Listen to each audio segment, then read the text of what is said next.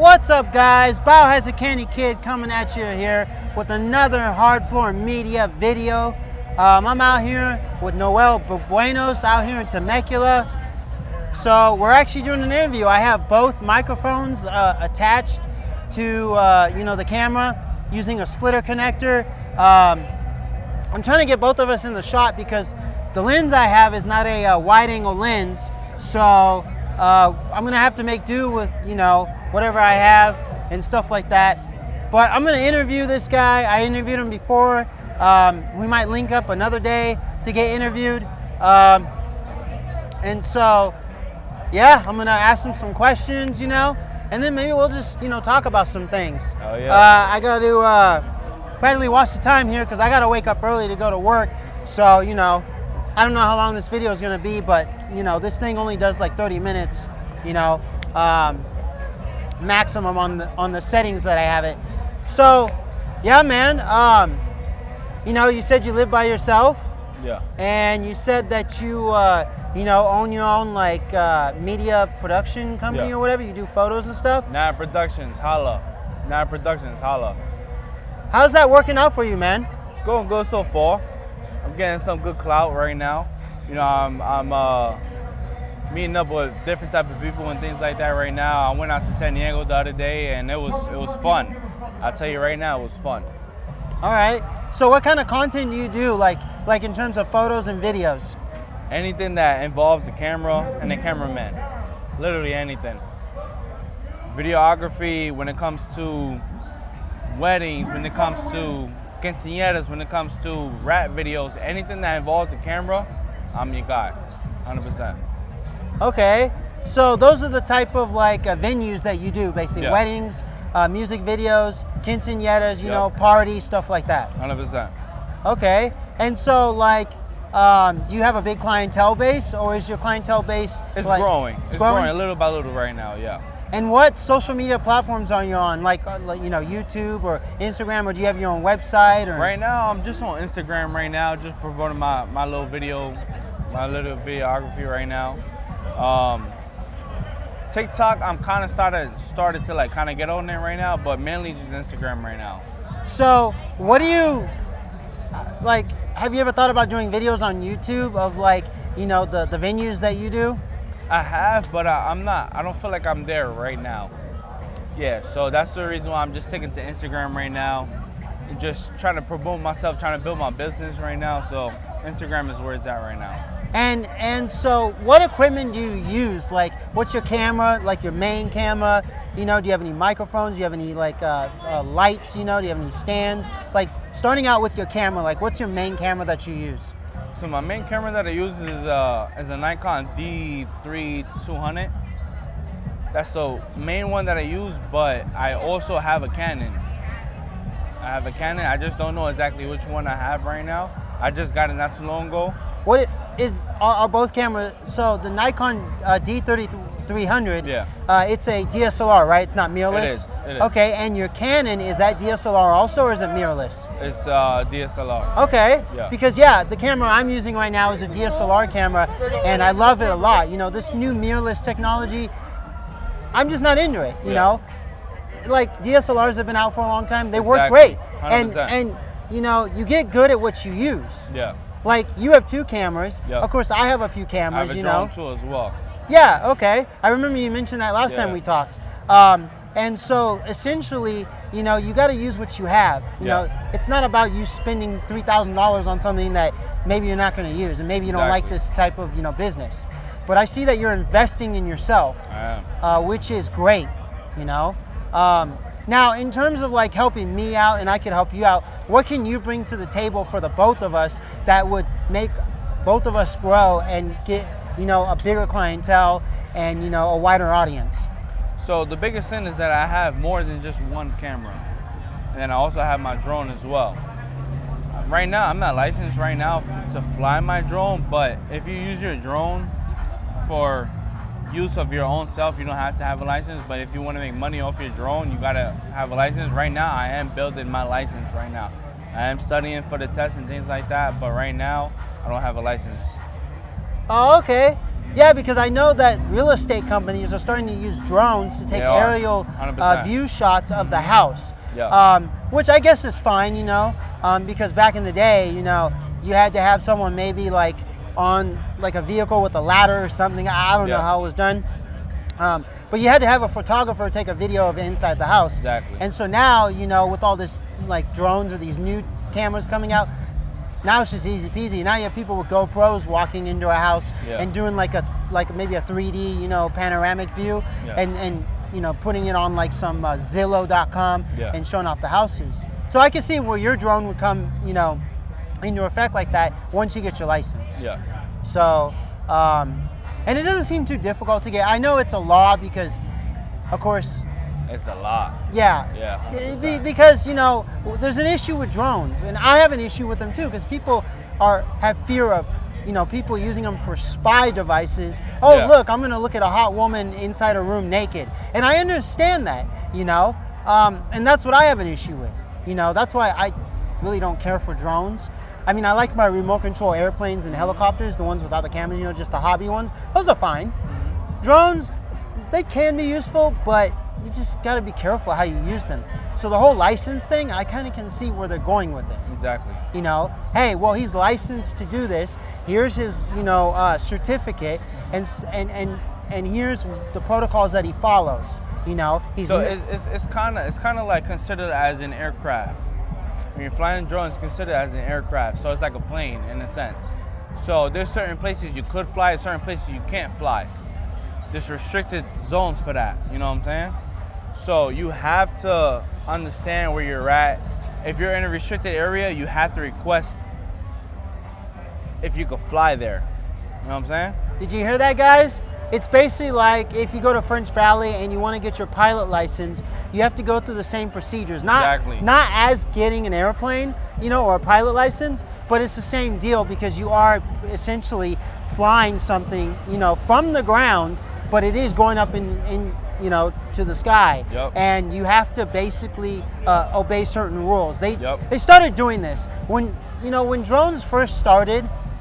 This was never the case. People were just It wasn't, yeah. Yeah, people were just allowed to do it. And there are Exactly. still some countries who just allow you because Yeah. they have vast amounts of wilderness and they don't Exactly. really care because no Yeah. one lives there. 100%. And most people just do wildlife shots. Yeah. Or they're on a vacation, say somewhere in Africa in the wilderness, and the government's like, oh, whatever, he's out there. Yeah, exactly. And he's not close to a tribe that may be endangered, or he's not close to some city that may have something bad going on and they Yeah. don't want to expose it. But in your case, since you live in California and you live, kind of in a big city, yes, there are some restrictions. You Yep. have to obey by certain laws. So I get that. Yeah. That's something that I do get. I play flight simulators at home. I would love to get my pilot license. So I know the whole deal about, you have to do this before you can do that. So Safety's first. Yes. 100%. So, you come here quite often I do. to Temecula and stuff. Are you trying to grow an audience like in Old Town? Because Old Town is a place that happens on Fridays and Saturdays and Sundays, because in the morning we have our farmers market, and then during midday we have people who like to come with their children and they like to eat dinner here, eat like a brunch or breakfast here, maybe go to the candy shop, that's here, maybe sightseeing, maybe someone's doing paintings, and they like to see that. And then at night it becomes like, I would say, like a night district, nightclubs, bars, open, and a few restaurants are still open, for service, and there's music, and maybe live bands, like tonight there was a country band that was playing, so that whole back parking lot behind the Stampede, it was closed, and there was a huge country festival. I don't know how much it cost to get in. I'm not a personal fan of country music, Me either. but the fact that this is happening in Temecula and it's growing, it's a great idea. So like, when you come here, do you come here mostly like maybe to gain clientele? Like when it's just you by yourself and you have that like videography, photography mindset? To be honest, I just come out here to have fun, man. Like this is like every weekend is always my time to get away from things.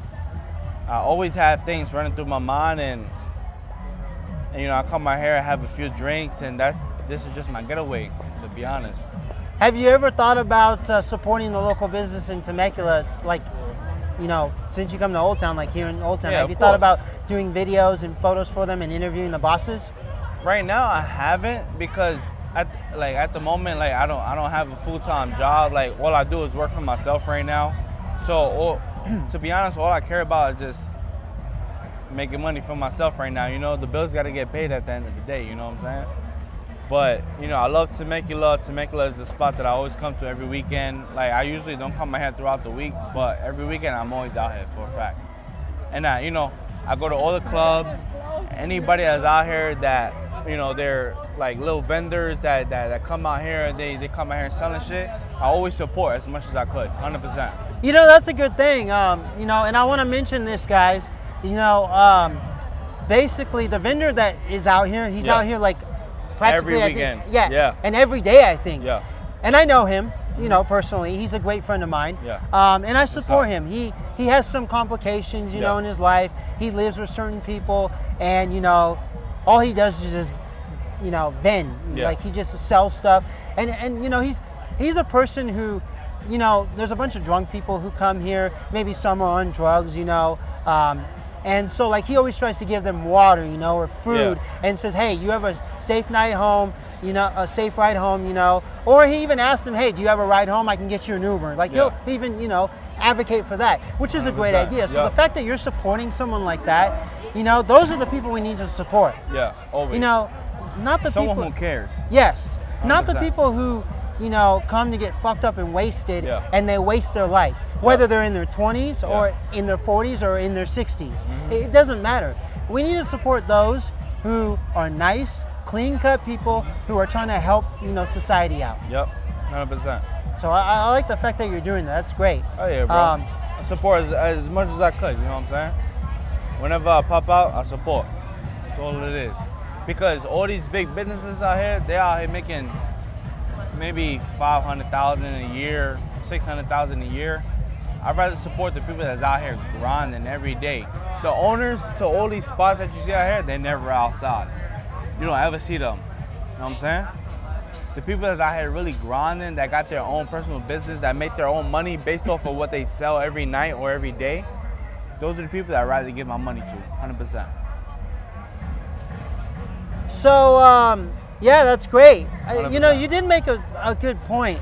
You know, there's a lot of business owners who, you know, they want their company to, how should I say it? Like, okay, they own the business, right? Yep. And then, you know, they come in once in a while to check up on the business. And so they're like, oh, well, you guys can manage it. I don't need to be here Yep, every day. exactly. When I have a different perspective.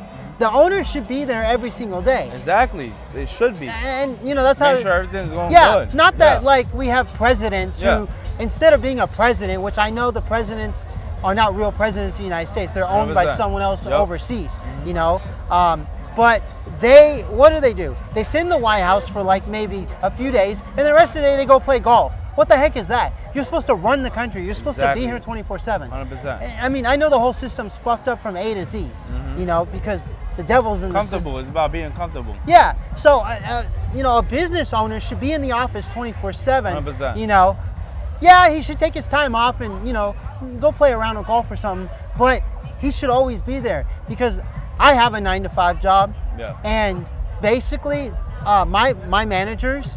Okay, so we have I should say about 1, 2, 3, 4. We have 4 managers.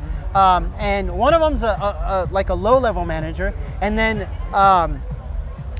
she's not the owner of the place, but the other 2 managers, they're the owner of the place, and one of them is the owner of the place with his mom and dad. Okay. And so it's like a whole family kind of deal. Yeah. But one of them, she's actually not really a manager there. Yeah. Well, she is the manager, but she has her son working there and her husband working there. And the managers are really there, aren't really there, the ones who own the place actually. She's there like a lot of the time and she gets a lot of stuff done. And see, I have respect for that. And I have respect for the other managers too because they run it pretty well and stuff. 100%. One of my managers has a broken leg, he tore his ACL, so I really feel bad about that. But he still came in actually. He came in on his little roller crutch and stuff. And I really appreciated it, you know. But if a manager's there every single day, you know, things will get done. Things will be managed the proper way, you know. 100%. That's totally what I believe in. If you want something done, you gotta be there. Don't expect other people to do it the way that you want it to be. Because let's say if I was a manager of a store, and I tell you, all right, do this way, and you don't do it the way that I want you to do it, that means that I should do it. You know what I'm saying? Like, you can't expect someone else to do it the way that you wanted to do it without explaining the way you wanted to do it. But if you want it done a certain way, do it yourself. At least that's me. That's me. If I want something done, I'm gonna do it on my own. Yes. I'm not gonna expect someone else to do it. You're right. For me. Yes. You know what I'm saying? Yeah, you're basically what you're saying is that, you know, I asked you to do a task the way I asked you to do it, the way the guidelines asked you to do it. Yep. And if you're not going to do it the way I set it up or the way the guidelines are from the higher ups, then I don't need you. Then I can do it myself. Yep. But if the person's going to actually do it the proper way, then, you know, all is good. You're on the same page and you don't need to fight with the person. And, you know, you'll still be there, but you'll be doing your own thing because you know the other person will do their task. Exactly. You know, today's population, it doesn't matter what generation it is. It could be the generation from the 50s and 60s to the millennial generation, which is, you know, from the 80s and 90s and at least, I think, 2001. And then the people from 2000 on, you know, Generation Z and Alpha, they don't do much stuff. They don't know how to work. They're out here partying. They're out here wasting their life. You know, sure, I might have wasted my 20s, but, you know, I still did things. I still tried to get a job. Yeah. I have a disability. It might have been a little bit harder for me, but I still made it. Yeah. And now I'm here trying to start this company. I met you. I met a bunch of other people. Things are great. So, you know, there's a lot of people that really, there's a lot of people that really don't know what they're doing these days. You know, they're on their social media just scrolling up and down, being zombies, being stupid. Exactly. And that's why the managers should be there every day. Manage. If you want something done, you gotta do it. You gotta be a leader. Being a manager is not being about being in charge. You have to be a leader. That's the whole point of being a manager. You know what I'm saying? Like, back when I used to work for somebody, I used to have managers and shit like that. They used to be like, oh, I want this done this way, this way, this way, this way, this way. Fuck that shit. Yeah. If you want something done, show me how it's done. Put in the fucking hard work. If you ain't gonna put in the hard work, what makes you think I'm gonna put in the hard work? You know what I'm saying? A few last words. So, you know, I was born in California. Okay. You were born in New York? Brooklyn, New York. All right. You know the vibe. So I was born in California. Okay. And you were born in New York, you know. And New York, you know, used to be a place of happening, you know. Of course, I'm part Italian, and there's a lot of Italians there. And, you know, and there's also a lot of Puerto Ricans there and stuff. And they had a big black community, too. And, you know, all the Italians, of course, there was a lot of mafia there. But they got business done. And they were the old school generation. My dad's from Italy, and so he was a hardworking man, you know, his whole entire life. He ran his own business his whole entire life. He used to work for people, but then he made more money than professors, and he started his own business, and he's been doing great, successful. So I'm trying to do the same thing, you know, and I see that you're trying to do the same thing, 100%. you know, and you seem like you came from a family of hardworking people in New York, 100%. you know, at least the old school generation. And so, you know, you made a great statement, you know, if you're going to be a manager, put the time and effort and be there, not just be the manager, sit back, relax, and, everything's managed. Everybody to do everything that you want them to do. Because there's going to be... People can't read your fucking minds, you know what I'm saying? You got to do what the fuck you want to... You got to be an example for everybody. Because if you're a manager, be an example for everybody else. You're right, because 100%. There's going to be someone there who's not going to do the work properly, and they're going to mismanage, you know, their own task that they're supposed to do, and then your company will fall. So you need to fire them, or you need to train them properly also, because improper training is what, you know, leads to a whole bunch of people What happened? Are you guys recording? We are. interview. I was taking them. Oh. I like your braces. I don't like can one of you guys help us order an Uber? Like all of them are busy. Okay. You're not gonna get anywhere. Where you guys? All right, guys. We're gonna sign out here. Where's down the street? Interview's over. Like California. Hey, like, subscribe, share. Biohazard Candy Kid. I'll join the interview. Biohazard Candy Kid signing out.